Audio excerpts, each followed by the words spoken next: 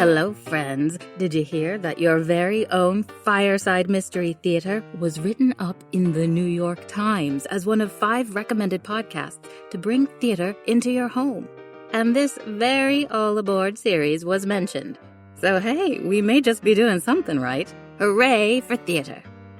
Anyway, we begin this story in the observation car, where scattered groups of weary travelers take an opportunity to lounge, indulge in some discourse, admire the majestic scenery, and perhaps dabble in the dark arts. The observation car is part 3 of our audio journey, All Aboard. It was taped live in New York City on January 26th, 2020.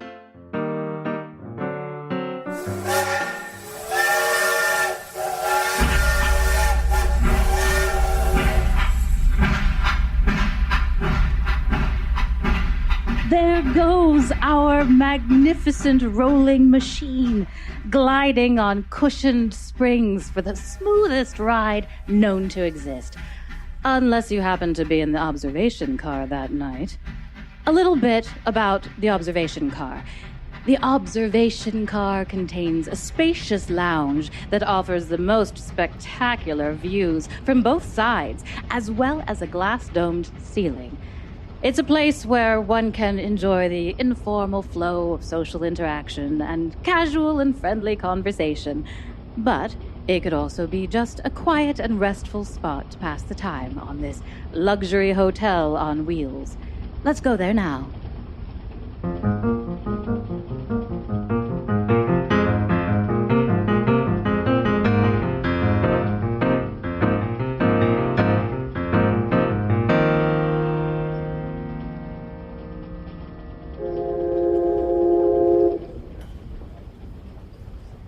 Gerald?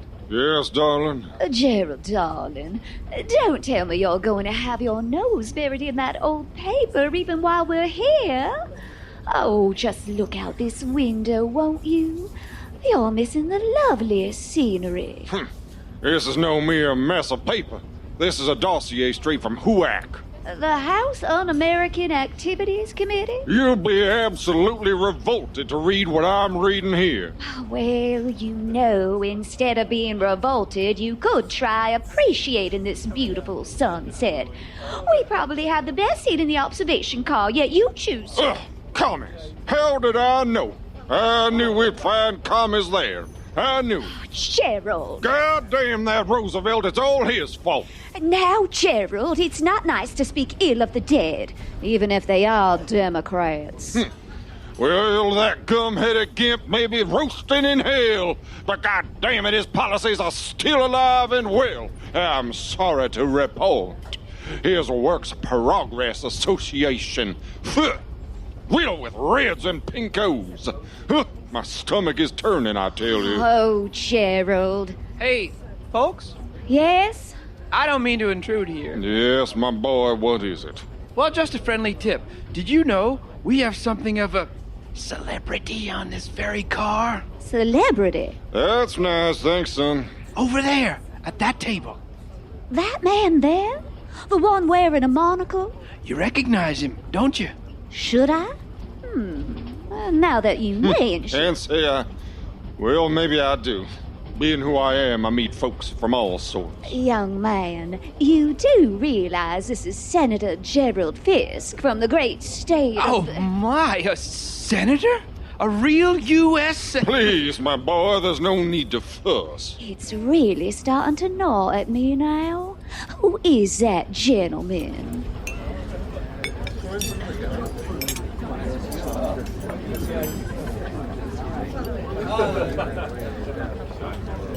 I'm bored. Mildred, my dear, you do not know how to appreciate an Appalachian sunset. Oh, I'd have to lift my head to look out the window, wouldn't I? No, silly. I'm referring to these cocktails I just ordered. They're called Appalachian sunsets. Adequately refreshing, I'd say. Well, on the other hand, an actual Appalachian sunset... Boring, boring, boring. Oh, Mildred. Oh, I expect more from a successful columnist like yourself. Try expanding your vocabulary, my dear. Such as The sunset is pedestrian, commonplace, mundane, monotonous, drab, threadbare, wearisome, vapid. Boring. Don't worry, it's only 10 hours till we arrive. At Boringsville. Why do I go on? Because being paid an extra $1,000 a week to be bored isn't such a bad existence. So what? I'm already rich. I'm wearing 100 times that amount around my neck right now. Then what have you to complain about, my dear? Complaining is my vocation. And my birthright as a Manhattanite, Mr. Druthers. Oh, come now, Mildred. Druthers is right. We just do this week's ridiculous little broadcast live from Podunk Landing, and then we head straight back to our trough at the Stork Club. Oh, I do agree. It is an inane little radio program. Oh, who are you kidding, Druthers? You love the sound of your own voice.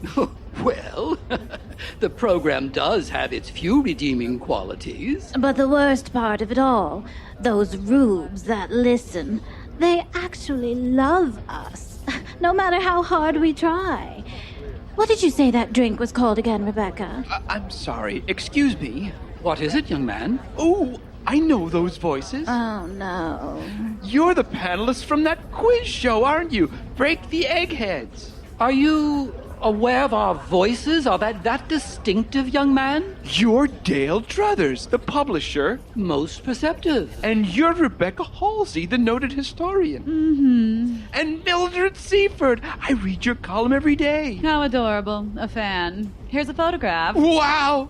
Thanks. It's signed by all of you. We had them professionally stamped, but yours was actually touched by one of us. So there's that. You can tell all your friends. Once you leave us in peace. Oh, I'm sorry. Oh, Mildred, Rebecca, be nice. This is an actual fan of ours.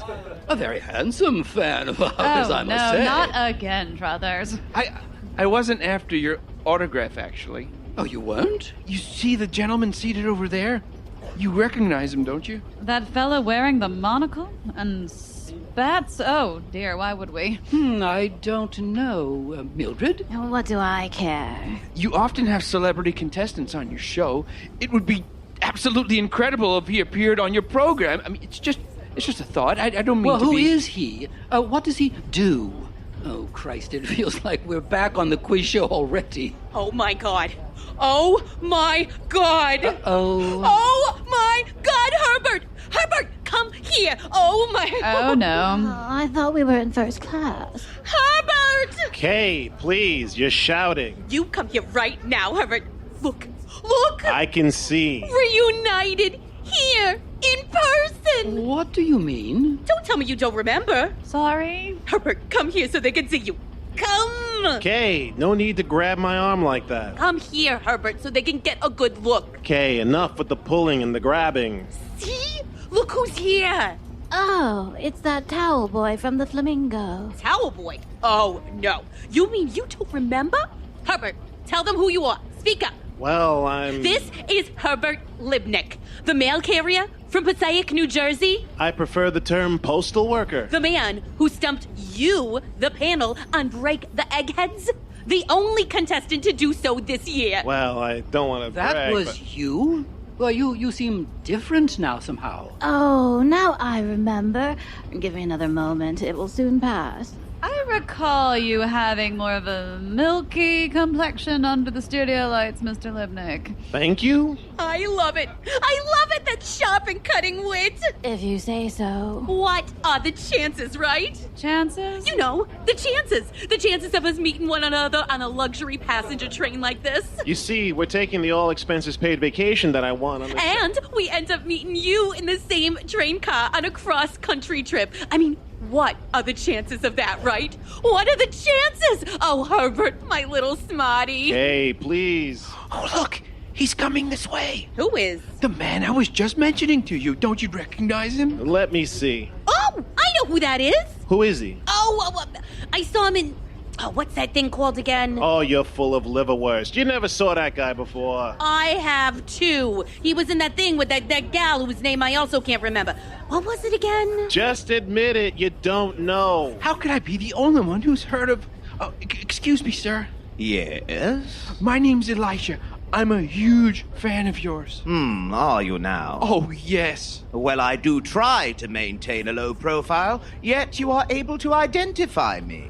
I'm afraid you're a bit too well known, sir. Ooh, I know you, sir. I know you. But I'm just trying to put my finger on... This is the one and only Professor Roman A. Clef, the famous mentalist. Ah, of course, that's it. Liverwurst. So full of liverwurst, I tell you. Oh, I've read all about you, Professor. Read? Ha! When was the last time you read a single page that didn't have coupons printed on it? Professor Clef. That name is oddly familiar to me. Really? Where have you people been? Professor Clef has been all over the radio, films, newspapers, magazines, you name it. Oh, young man, you do embarrass me, especially as I see I'm in the presence of 3 enormously popular radio personalities. Maybe I have seen you somewhere. Well, I'm the wrong person to ask. I don't waste my time consuming the cud of the hoi polloi. Mildred Seaford, it truly is an honor. An honor? You don't even know me, sir. Oh, don't mind her, Professor. She's in one of her moods. I understand, and I sympathize entirely. My tongue will tell the anger of my heart, or else my heart concealing it will break. Oh, my. What is that from again? Oh, I know. Elizabeth Barrett Browning. No, you fool. That's Shakespeare, The Taming of the Shrew. My favorite line from my favorite play. Mine too. Well, I bid you all a good evening. Professor, please stop me if I'm being too forward. Is there any chance you could do one of your demonstrations for us? What did you just say to me, lad?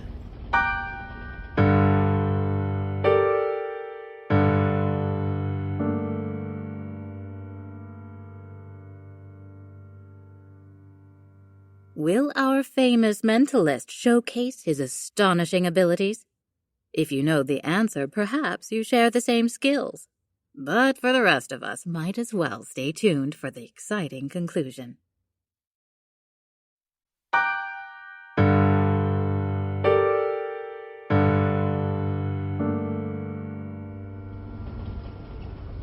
Professor, I hope you don't... Look at his face. Oh, boy. I think you put him on the spot. Dear boy, what is your name again? Elisha. Elisha, my lad, while I appreciate your enthusiasm, something must be said about the manner of your approach. I don't believe I heard the crank of an organ grinder. Might you expect this monkey to just prance about for you, Well, let me say this. Excuse me, sir. Aha, the good conductor of this locomotive. Sir, please pardon me for asking, but I don't seem to recall that you ever... Oh, you wish to see my boarding pass? Well, yes, I would. Mr. Conductor, you do realize who you're speaking to, don't you? No, I don't. This is the famous Dr. Clef. Professor Clef. Oh, yes, right. Professor Clef. The famous mentalist. Don't worry, I never heard of him till now either. He's in all the glossy magazines, the newspapers. On the radio, he's quite a sensation. Huh. Oh, well, I know you guys, though. I recognize your voices. Break the eggheads. My wife loves you guys.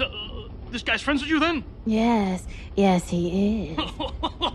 That's why I love this job. You never know who you're gonna meet in first class. You must be the famous Professor Clef. I am indeed Professor Clef. However, I don't know what to make of the word famous. Such humility indeed. I am Senator Gerald Fisk. Oh, are you a senator? Oh, boy, it's an honor, sir. Ooh, fancy. I've heard a lot about you, Clef. My wife, Bessie, here. He's simply wild for all things mystical and spiritual. Which is why she pressed me to make an introduction. I did not press you. Really, Gerald. Well, I see I now find myself very much at the center of all this unexpected attention. In all candor, I was hoping to slip past my admirers for a spell and enjoy an uneventful trip across the US of A. But there's no use swimming against the current of fate, is there? So, here you are, and here I am. How may I be of service to you, Senator? If it's not a bother, Professor, my wife Is particularly mad for astrology and numerology. Do you... My dear Mrs. Fisk, I am not an astrologer. I am what is referred to as a mentalist. What exactly is it that you do, then? Well, I must say we have quite a splendid little group here in our observation car, don't we? And what position am I really to deny the request of a United States Senator? Would all of you care to take part in my little demonstration? Mr. Conductor, I would love for you to participate as well. Me? Really? Wow, well, actually, this won't take but 2 minutes of your time. Oh, and me, Professor? Can I join too? Lad, to be perfectly frank, I don't think I cared for the way you advanced upon me just a moment ago, and in front of these very esteemed people, no less. I say you should wait outside this car and reflect upon what it means to remember your place and to respect the privacy of others. All right, then? Yes, Professor. I apologize. Well, did I make myself clear? Yes. Then why are you still standing there with your mouth agape? Off with you, then. Very well. Will everyone who is not seated please take a seat? Wonderful. Now, I want everyone to try to relax. Loosen those shoulders. Rotate your heads in a circular motion, like so. Excellent. Now, I'd like each of you to fold your hands in front of you and remain perfectly still. We are now ready to exercise our minds in a manner that was hitherto unimaginable, unprecedented, impossible. Now, I'd like you all to make the following sound along with me, and I want you to take a deep breath from deep down to the bottom of your diaphragms and release it like this.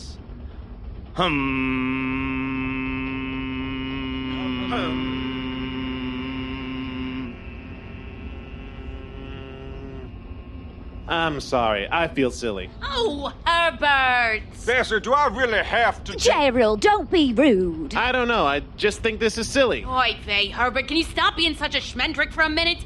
This man is mentalizing, for crying out loud. Let him mentalize! All right. Just stop with the yelling. Oh, you! All right, let us try once again. Relax, everybody. A deep breath and...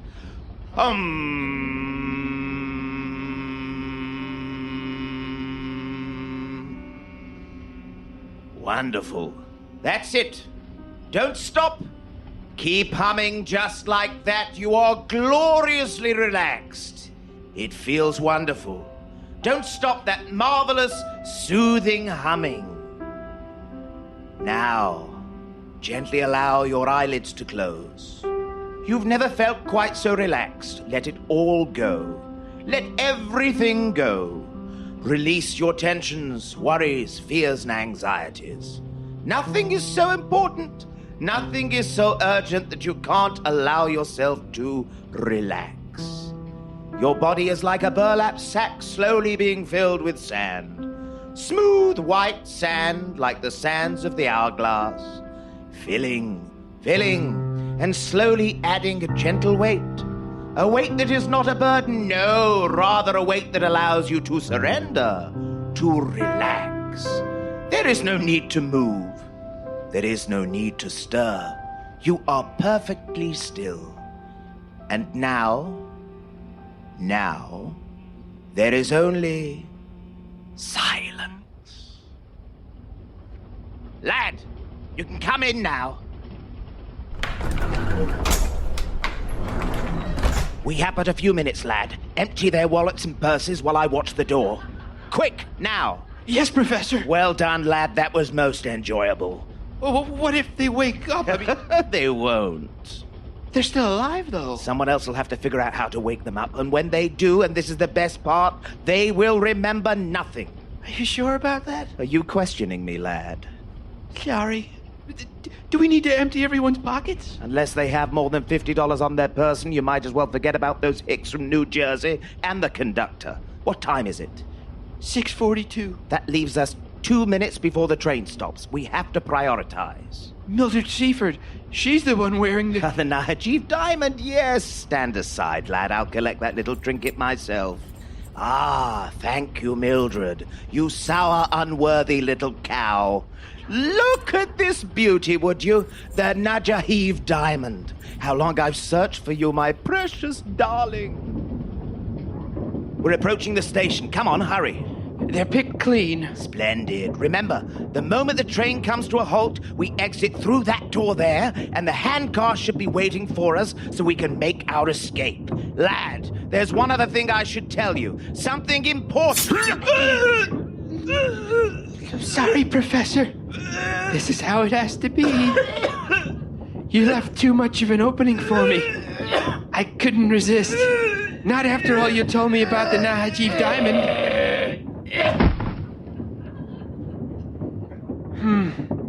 In whose hand should I put the murder weapon? I have to decide quickly. Mildred? Yeah, Mildred Seaford. It's gotta be you, Millie. After all, the cops might be able to piece together something of a motive with all your missing diamond and all. Okay, I put the bloody knife in your hand, like so. Get a good grip on that, Miss Seaford. And whenever you wake up, well, that's your problem, isn't it?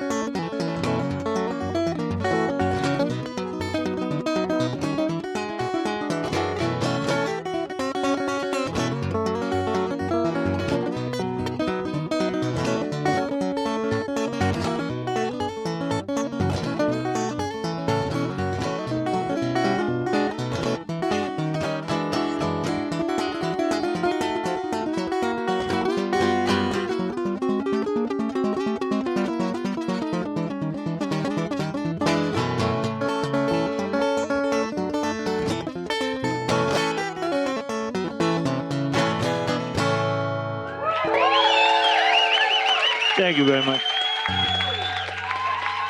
Thank you.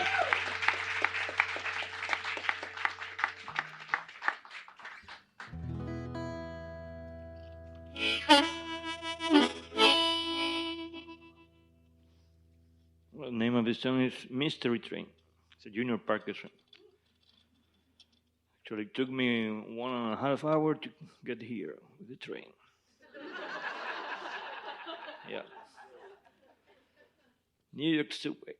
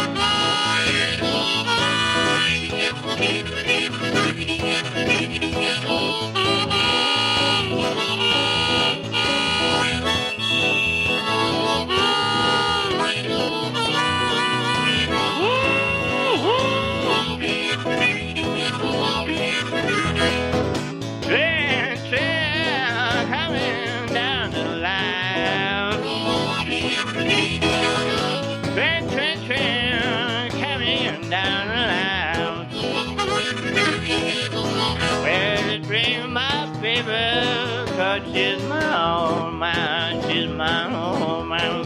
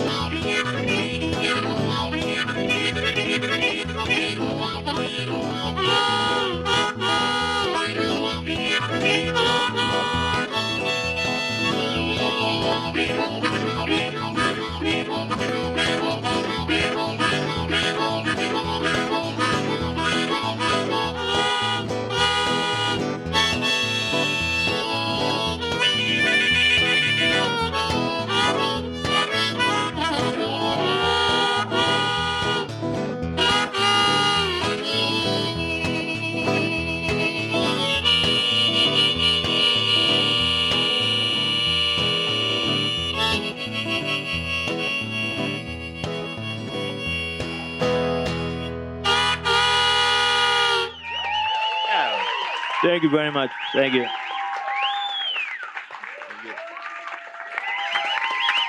Felix Slim, everyone.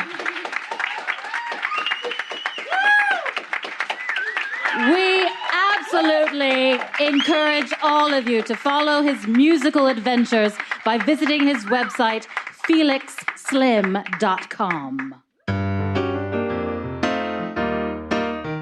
And that was our third stop in this cross-country saga, The Observation Car.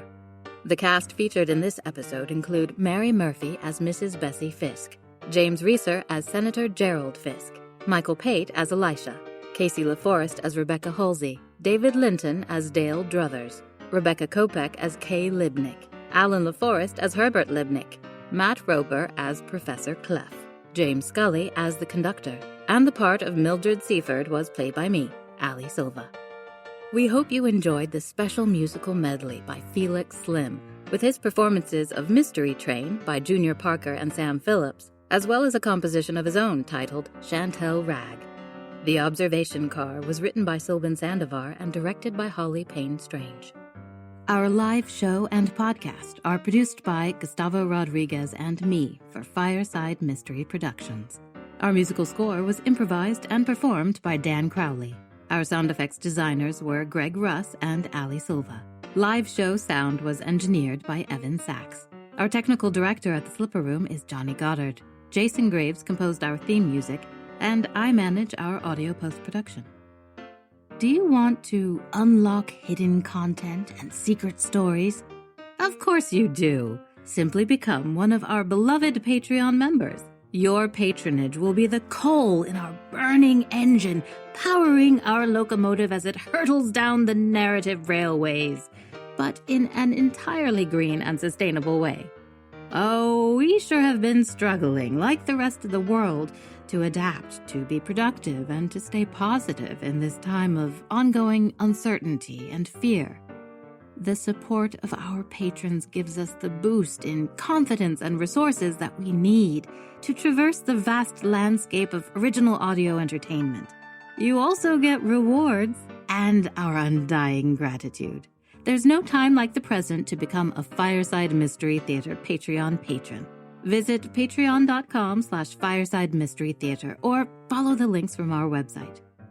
So this is exciting news.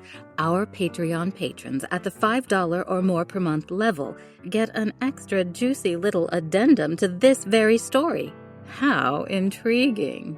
Don't worry if you're not a patron. It's super easy to join the family and access our stash of exclusive content just like this.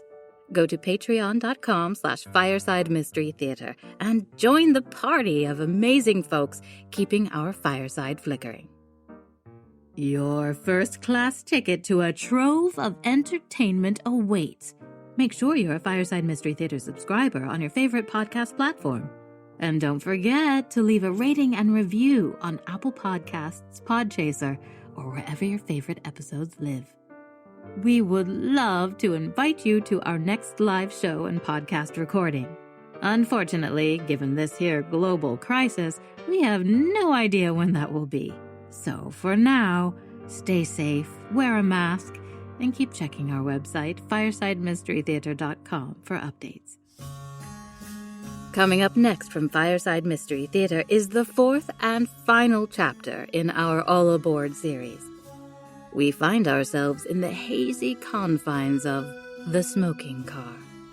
So allow your eyes to adjust and prepare to meet a handsome stranger with just a few peculiar proclivities.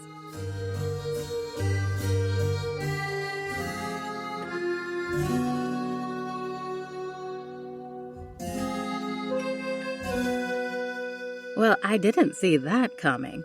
And for those of you who were accidentally hypnotized, I release you. Okay, now that we are all back and lucid, I must insist that you are more careful about allowing strangers into your mental confines, especially ones who specialize in an innate ability to mind the shadows.